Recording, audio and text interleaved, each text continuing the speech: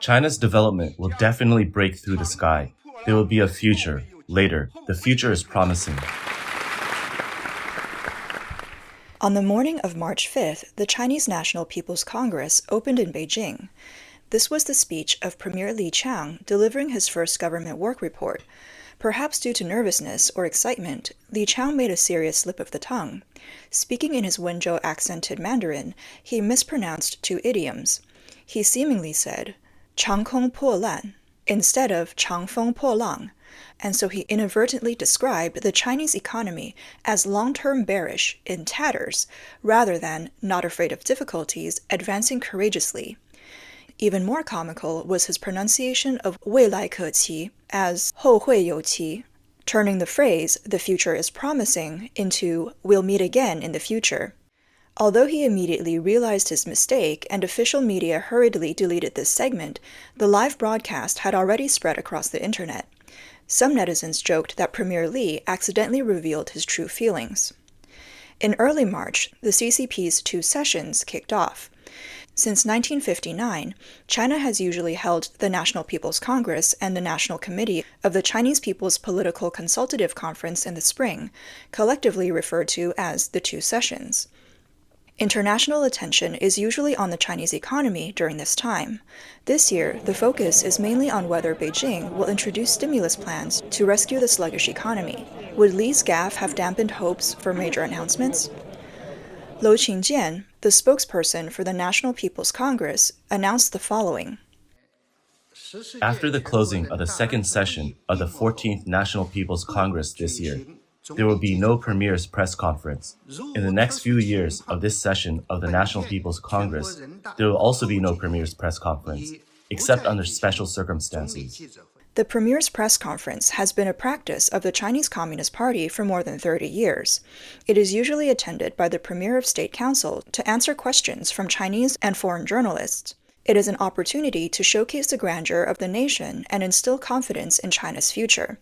The cancellation of this tradition means not giving the Premier an opportunity to steal the limelight, which is in line with the autocratic style of CCP leader Xi Jinping and demonstrates the centralizing of power in the face of internal and external difficulties. In addition, the press conference is broadcast live, and if Li Qiang can make serious verbal errors even when reading from a script, it's safer to just cancel it. Li Qiang's work report repeatedly mentioned safety and contained nothing new that hasn't been reported by official media. Compared to the government work report made by former Premier Li Qiang last year, which mentioned Xi Jinping 14 times and emphasized safety 25 times, this year's report is even more intensified, mentioning Xi Jinping 16 times and emphasizing safety 29 times. For example, promoting the improvement of the national security team, strengthening the construction of security capabilities in key areas, and food security, energy security, and data security, etc. It seems the more emphasis on security, the more insecure the CCP is. Some netizens joked that actually the report could be summed up in the following sentence. The achievements made in the past year are mainly due to General Secretary Xi Jinping's leadership and guidance with Xi Jinping thought on socialism with Chinese characteristics for a new era. The work report also reviews the achievements of the past year, including a GDP exceeding 120 trillion yuan, a growth of 5.2%, ranking among the forefront of the world's major economies. 12.4 million new urban jobs were created, and the urban surveyed unemployment rate averaged 5.2%, etc. Everyone knows that these data are highly inflated, and neither those reading nor listening to the report believe these figures. But it has been customary to boast a bit, and this year is no exception. This year, Li Qiang said, the main expected targets for development this year are a GDP growth of about 5%, over 12 million new urban jobs will be created. The urban surveyed unemployment rate will be around 5.5%, and the resident consumption growth rate will be about 3%. Looking through this year's government work report, senior financial commentator Cai Shen-kun believes that the content of this report is basically in line with the tones set at last year's Central Economic Work Conference. The increase in the deficit is also about 3%, similar to last year.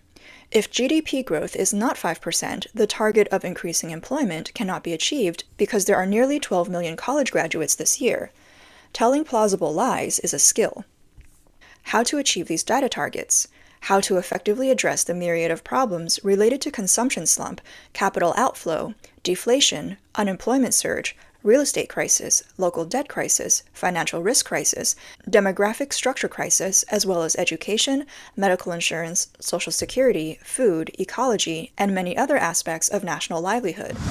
Li Qiang's work report is full of cliches, with few specific implementation measures, which is typical of CCP style. However, this time he occasionally provided some specific measures, such as raising the per capita financial subsidy standard for resident medical insurance by 30 yuan, and increasing the minimum standard of basic old age pensions for urban and rural residents by 20 yuan per month. In China, 20 yuan or 30 yuan can barely buy a cup of milk tea, and it's not even enough for a hamburger. In a country that boasts the world's second largest economy with a per capita income close to 40,000 yuan, being so stingy to its citizens is not only ineffective but humiliating. This inevitably brings to mind the famous saying of Zhao Lijian, former spokesperson of the Chinese Ministry of Foreign Affairs, "If you live in China, you should just enjoy yourself secretly." This is naked humiliation toward everyone living in China. Chinese issues expert Wang He noted the stark contrast between this year's and last year's two sessions, highlighting the lack of external optimism for China's economic growth. Previously, after the CCP cleared its accounts, there were hopes for an economic rebound. However, this year has seen a continued downturn, indicating the CCP's diminishing ability to intervene effectively.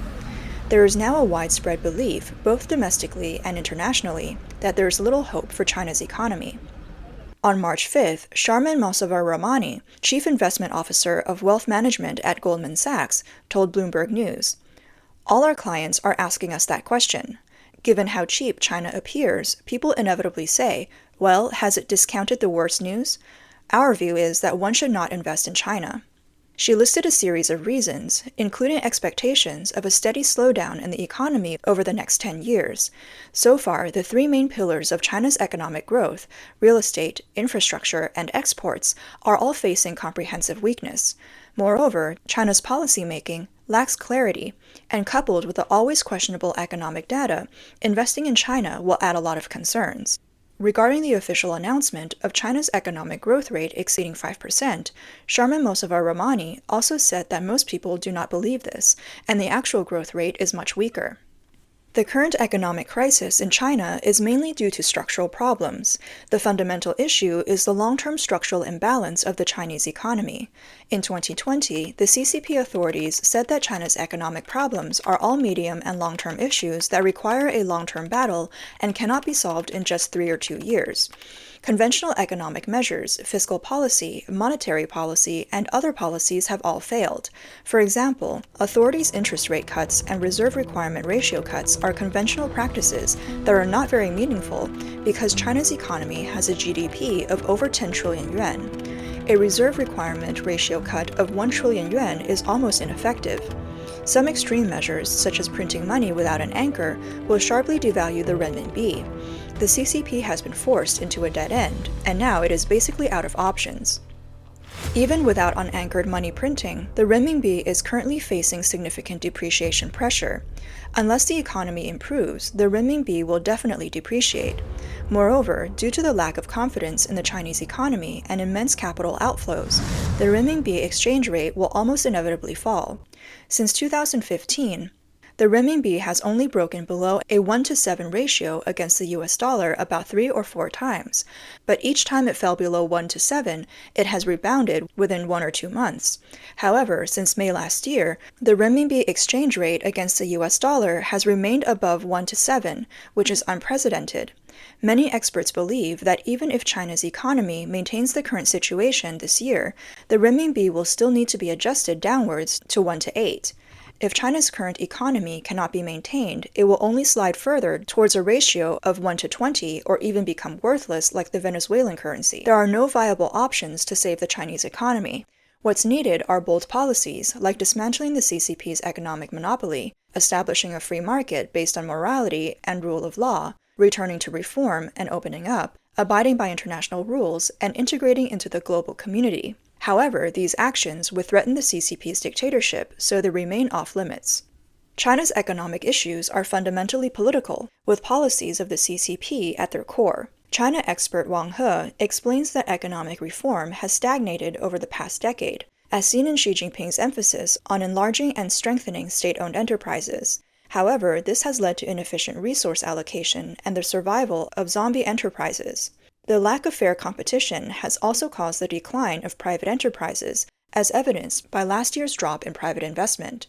Despite Xi Jinping's occasional positive remarks about the private economy, his actions continue to undermine it, such as the 2022 crackdown on the education industry and the current favoritism towards state-owned enterprises in the real estate sector. This lack of support for the private sector leaves little hope for China's economic growth. Second, the CCP's economic system has choked the private economy. Some Chinese economic journals have called on the CCP to loosen its grip and stick to market-oriented reforms, but the CCP is focused on national security, so the entire CCP political situation is turning left and will tighten more. In this situation, there is simply no space for development in the Chinese economy. So don't expect any radical changes coming from this year's 2 sessions. Xi Jinping's staff have coined some new terms, such as new quality of productivity, which is said to be the driving force of China's future economy. What this phrase means is not important. What is important is that Xi Jinping thought has new content for the Chinese people to ponder. This is the way the CCP governs. To create an atmosphere for the 2 sessions, the CCP artificially created gains on the Chinese stock market. Sure enough, before the end of the 2 sessions, on March 7th, A shares fell again. Official media vigorously claimed that this was a short-term need to cleanse the market of speculative positions through volatility, but it's easy to see that it was the national team pumping money into the market, and soon many investors may pull out. The CCP needs the stock market to play the role of a fig leaf for the 2 sessions, after which A shares are likely to drop again.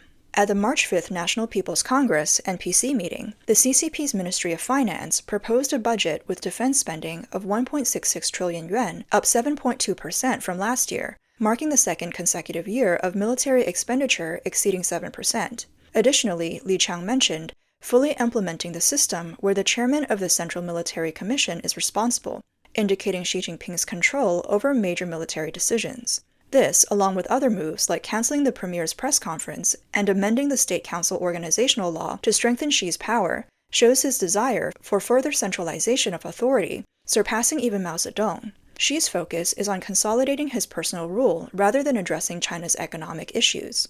This year's 2 sessions, from the Premier's government work report to the speeches of the National People's Congress delegates, did not have any bright spots that could give people hope. Apart from the shameless praise and loyalty to Xi Jinping seen everywhere, all that's left are various amusing anecdotes, including Li Qiang's slip of the tongue. Have you ever considered the issue of Chairman Xi's successor?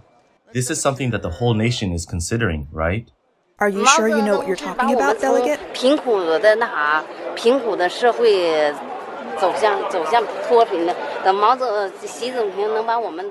This delegate couldn't complete a single sentence. Without question, she definitely doesn't know what she's talking about. She can't even pronounce Xi Jinping's name correctly. Over the years, it's been delegates of this caliber participating in political consultations, coupled with a dictator, making it difficult for China to develop healthily. One wonders how Xi Jinping feels about these delegates. In the video, when a journalist randomly interviewed NPC delegates, after a few Chinese ladies flattered Xi Jinping as if they were reading from a script, when the journalist asked, "How many terms do you hope he will serve?" the Chinese ladies stopped their exaggerated performance, paused for a moment, and then said, "We hope Chairman Xi will serve for as long as possible." Strangely, they all had a meaningful smile on their faces when they said so.